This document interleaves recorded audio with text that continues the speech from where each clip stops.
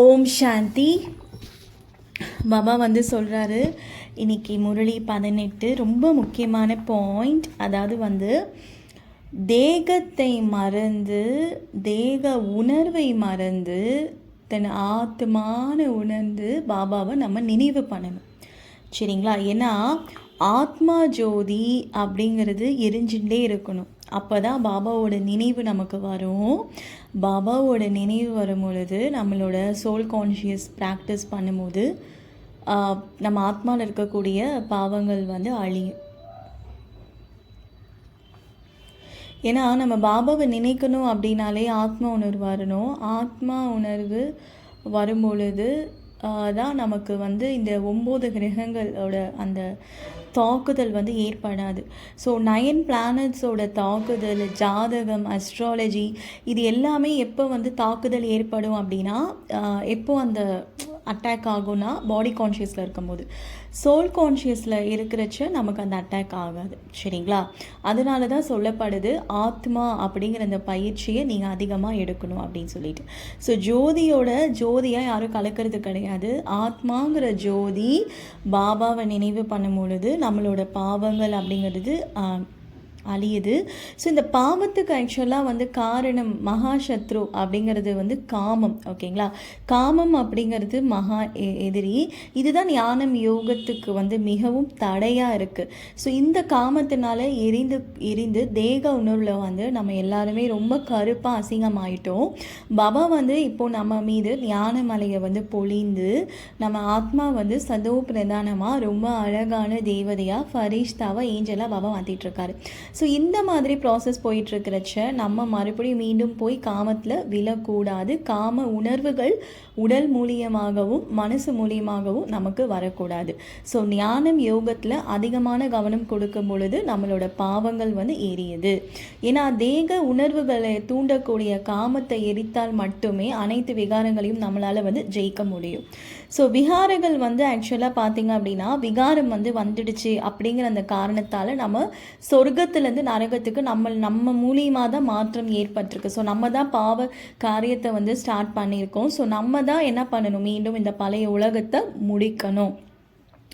ஆதாமேவால் கூட அந்த கார்டன்லேருந்து எப்போ வெளியே வருவாங்க அப்படின்னா, தேக உணர்வு, அந்த ஆப்பிள் சாப்பிட்டோன்னே அந்த தேக உணர்வு இல்லையா?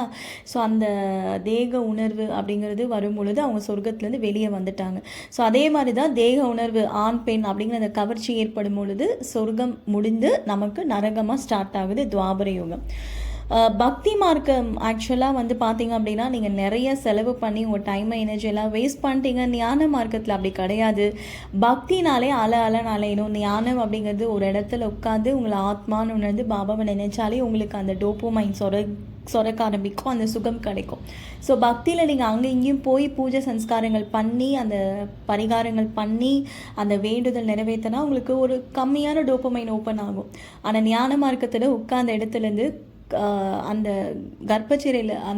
கர்ப்பச்சிறையில் சாரிப்பா ஆக்சுவலாக சிலை, அந்த கோயில், அதாவது அந்த கோயில் இருக்கக்கூடிய அந்த மூர்த்தி இருக்கக்கூடிய அந்த வைப்ரேஷன்ஸ், அந்த அந்த சூப்பரான அந்த வைப்ரேஷன் இல்லையா? இப்போ எப்படி சொல்கிறது, இப்போது அந்த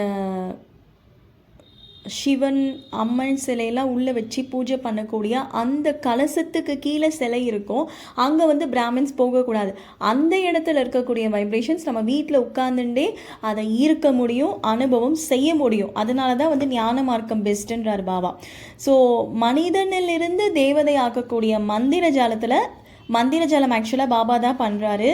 ஸோ ஆக்சுவலாக பாபா சொல்கிறாரு, அந்த மந்திர ஜாலத்தில் என்ன பண்ணுவாங்க அப்படின்னா, புறா, அப்புறமேட்டு ரோஸ் ஃப்ளவர் அப்படிங்கிற மாதிரி இருக்கு இல்லையா? புறானா என்ன, பேப்பர்லேருந்து புறா வருது, வெறும் ஃப்ளவர்லேருந்து ரோஸ் ஃப்ளவர் வருது. ஸோ இந்த மாதிரிலாம் நிறைய மேஜிக் பண்ணுவாங்க. ஆனால் இந்த மந்திர ஜாலம் அப்படிங்கிறது சொர்க்கத்தை நரகத்தில் இருந்து சொர்க்கத்தை உருவாக்குறாரு. சொர்க்கத்தை படைக்கக்கூடிய சக்தி சர்வசக்திவான் பாபா கிட்ட தான் இருக்குது. ஸோ இந்த மந்திர ஜாலம் எந்த ஒரு மனிதன் சாது சன்னியாசியாலையும் பண்ண முடியாது. அப்பேற்பட்ட சாது சன்னியாசிக்கே முக்தி கொடுக்கறது நம்ம முக்தேஸ்வரன் யோகேஸ்வரன் சிவபாபா தான். இந்த கடைசி பிறவி வந்து பார்த்து பொறாம்பட தேவையில்ல. அவங்க அனுபவிக்கிறது ரொம்ப சுகமே இல்லை, சுகமே இல்லாத உலகத்தில் வந்து சுகத்தை அனுபவிக்கக்கூடிய அவங்க விட்டில் பூச்சி. நம்ம தான் முழுமையான சுகம் வந்து அனுபவம் செஞ்சோம், நிறைய காலம் செஞ்சோம். இப்போ கடைசி பிறவி ஓய்வாக உட்காந்து முக்திக்கு நம்ம ஏற்பாடு பண்ணிகிட்ருக்கோம். ஏன் அப்படின்னா ஆத்மா கலைச்சி போயிடுச்சு. புகழ், பெயர், அழகு, காமம் எல்லாத்தையும் நம்ம பார்த்துட்டோம். குழந்தைகள், குட்டி, பேரை எல்லாத்தையும் பார்த்து இப்போ நம்ம முக்திக்கு வானப்பிரஸ்த நிலையில் இருக்கும். சரிங்களா? ஸோ இந்த மாதிரி ஞானத்தை நீங்கள் மற்ற குழந்தைங்களுக்கு புரிய வைக்கணும். சாது சன்னியாசிகளோட புத்தி கூட குமாரிகள் மூலியமாக தான் ஓப்பன் ஆகும் அப்படின்னு சொல்கிறாரு. ஸோ அந்த மாதிரி குமாரிகள் ரெடி ஆகிட்டிங்களா அப்படின்னு பாபா கேட்குறாரு. ஸோ தடைகள் அப்படிங்கிறது வரதான் செய்யும். அதுக்கிட்ட நீங்கள் மோதிட்டு இருக்காதீங்க, குதிச்சிடுங்க. அதாவது எப்படி குதிக்கிறது அப்படிங்கிறது ஆழமாக யோசிக்கணும். ஆக்சுவலாக வந்து நமக்கு ஒரு ப்ராப்ளம் வருது அப்படின்னா ஆழமாக யோசிச்சு பாருங்கள். ஒரு தடை வருது அப்படின்னா அது ஏன் வருது, எதனால் வருது, இதனால தான் வந்துச்சா, எனக்கே இப்படி நடக்குது அப்படின்னு அந்த நெகட்டிவான எண்ணங்கள் மூலிமா நீங்கள் வந்து என்ன பண்ணுறீங்கன்னா அது கூட மோதி மோதி அடிபட்டு போகிறீங்க. ஆனால் பாபா வந்து ஜம்ப் பண்ணுங்க அப்படின்னு சொல்கிறாரு. ஜம்பிங் அப்படின்னா என்ன, ஏன் வருது, எதுக்கு வருதுன்னு யோசிக்காமல் அந்த கவலை ஒவ்வொரு டைம் வர அதனால தான் வில்வ இலையை சிவலிங்கம் முன்னாடி வைப்பாங்க, விஷப்பூ கூட வைப்பாங்க, சங்குப்பூ வைப்பாங்க.